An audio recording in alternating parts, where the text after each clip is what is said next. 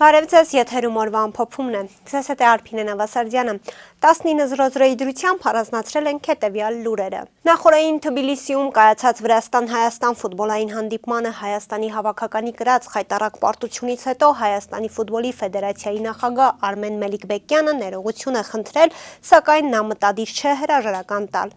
Խաղից հետո բավականին երկար շփվեցինք թիմում ֆեդերացիայի ներկայացուցիչների, ֆուտբոլիստների եւ մարզիչների հետ։ Երկար եւ լուրջ խոսակցություն ունեցանք եւ եկանք այն եզրակացության, որ պատրաստ ենք ընդունել այս մարտահրավերը։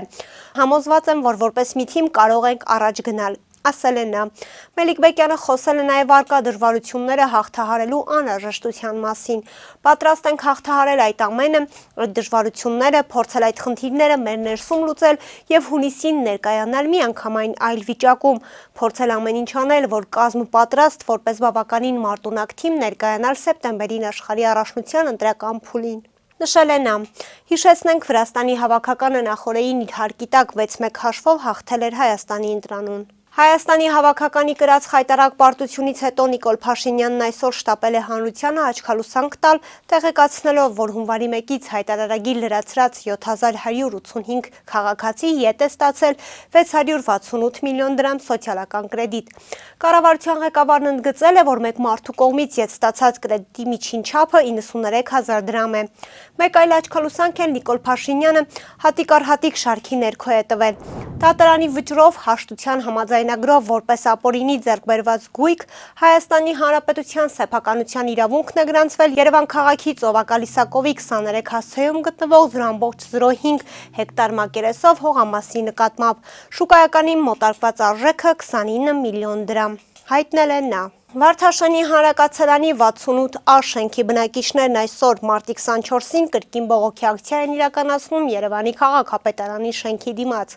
Նրանց խոսքով դեռ քարոզարշավի ժամանակ Տիգրան Ավինյանն իրենց խոստացել էր ընտրվելու դեպքում իրենց հարցը լուծել, այդ վթարային շենքից իրենց դուրս բերելու եւ բնակարաններով ապահովել։ Բնակիչների խոսքով Տիգրան Ավինյանի խոստացած ժամկետը լրացել է, սակայն վերջինս ստել է եւ իրենց խնդրին լուծում չի տվել, իսկ շենքն ամեն պահի փլուզման վտանգի տակ է։ Նախորդ անգամ բնակիչները հայտարարել էին, որ եթե իրենց խնդիրը չլուծվի, իրենք վրաններ են խփելու քաղաքապետարանի եւ կառավարության դիմաց։ Հայաստանում Ֆրանսիայի դեսպան Օլիվիե Դկոտին կրկին մեկնել է Սյունիքի մարզ։ Այս մասին դեսպանը գրառում է կատարել X-ի իր միկրոբլոգում։ Սկսում են բարեկամության, համերաշխության, աջակցության այցը Սյունիք։ Սյունիքը Հայաստանի տարածքի անբաժան մասն է։ Դրա բնակիչներն իրավունք ունեն ապրել խաղաղ, առանց անհանգստության եւ սպառնալիքների, նշել է դեսպանը։ Սյունիքի մարզի Սիսիան համայնքի ավականին 2025 թվականի փետրվարի 14-ի հերթական եւ նույն ամսվա 19-ի արտահերթ նիստերով վաղաժամկետ դադարեցրել է ընդդիմադիր խմբակցությունների ավականու 7 անդամի լիազորությունները։ Նրանց փոխարեն ընտրատարածքային ընտրական հանձնաժողովն ավականու մանդատը տվել է համապատասխան ընտրացուցակների հաջորդ համարի թեկնածուներին։ Լիազորությունները դադարեցված ավականու անդամները դիմել են վարչական դատարան, իրենց լիազորությունները դադարեցնելու վերաբերյալ որոշումները ոչ իրավաչափ եւ անվավեր ճանաչելու պահանջով։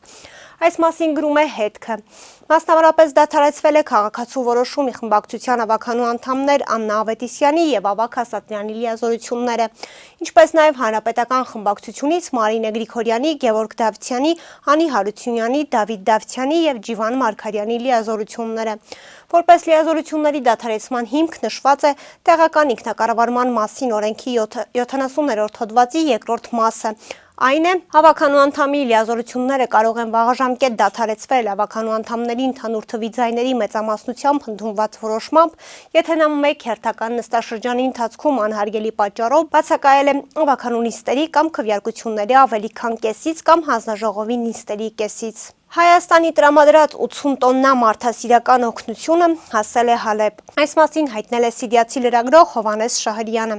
Հայաստանի Հանրապետության կողմից Սիրիայի ժողովրդին տրամադրված 80 տոննա մարդասիրական բեռը հասել է Հալեբ, գրել է նա X-ի իր միկրոբլոգում։ Հիշեցնենք, մարտի 21-ին Հայաստանը հայ-թուրքական սահմանին գտնվող Մարգարայի անցակետով մարդասիրական օգնություն ուղարկեց Սիրիային, որի նպատակով Մարգարա անցակետը 10 օրով բացելու որոշում կայացվեց։ Սիրիային ուղարկված մարդասիրական բեռը ներառում է սնունդ և բժշկական պարագաներ, որոնք կօգնեն մեղմել պատերազմի և ճգնաժամի հետևանքները։ Փոխարտգործնախարար Պարույր Հովհաննիսյանը հայտարարել է, որ Հայաստանի քաղաքացիների համար Եվրամիության վիզաների ազատականացման շուրջ բանակցությունները շարունակվում են։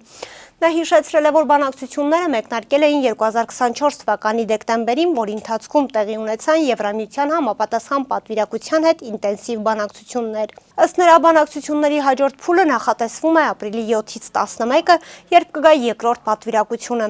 Պարույր Հովհաննիսյանի խոսքով, չնայած գործընթացն ակտիվ փուլում է, այս պահին հնարավոր չէ նշել հստակ ժամկետ, թե երբ այն կավարտվի։ Եվրամիության գործընկերները միշտ խուսափում են վերջնաժամկետներ նշել։ Այստեղ կարող ենք դիտարկել այլ երկրների փորձը, որտեղ նման գործընթացները տևել են 3-ից 6 տարի, բայց կարծում եմ Հայաստանի պարագայում այդ գործընթացը առավել արագ կանցնի, քան մի շարք այլ երկրների դեպքում։ Եվ այս հարցը մենք շարունակում ենք պահել մեր օրակարգում, ասել է նա։ Ավարտվել է ուսուցչի կողմից աշակերտուհիների նկատմամբ սեքսուալ բնույթի գործողություններ կատարելու վերաբերյալ քրեական գործի նախաքննությունը։ Այս մասին հայտնում է քննչական կոմիտեն։